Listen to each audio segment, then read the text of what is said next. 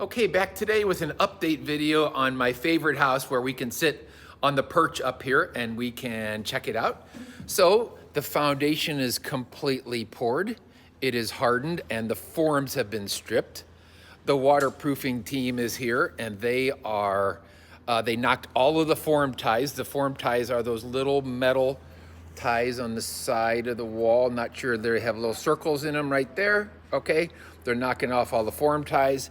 And then each form tie gets a black dot of fibered roofing tar over it, okay, so that the water doesn't go through. There is that lateral support that I had mentioned before. Okay, so this is a great spot to notice all of the sill bolts around the whole. Okay, the foundation is hundreds of thousands of pounds. And during storms, the way that it holds the structure down is with these sill bolts right here. These are 1/2-inch bolts. They are typically 4 feet on center, and they're placed on whether or not there's going to be brick or if it's going to be a frame wall, okay? And then you put those big nuts on them, and that is what ties it down to the ground. Okay, the egress window. There's one right there, which is awesome. They are also digging in the sump pump. So here's the sump, pardon my fingers here, you guys. There's the sump pump. There is some of the drain tile that's gonna go into it.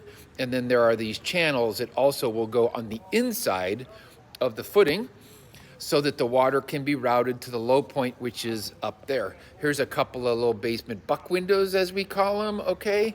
There's a beam pocket there where that beam is going to sit in. Pardon me for flying around to this one. The beam is going to sit in there. They're attaching the utilities. You can see the water line and an electric conduit under there. The sewer line is going to go out.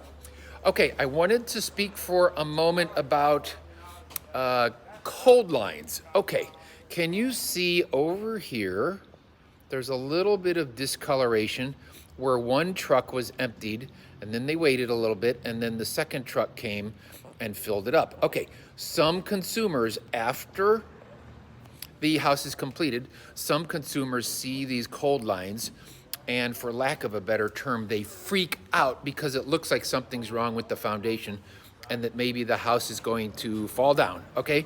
Those cold lines are very common. There traditionally is some releasing agent or some oil on those forms, and sometimes there's a little layer of oil there where the two pores don't exactly blend together just right. They have covered up those piers I talked about with white rock in the meantime. So, okay, that is it for an update today. I hope you're finding this helpful. I will continue to do updates as this house progresses. Okay, bye from St. Louis.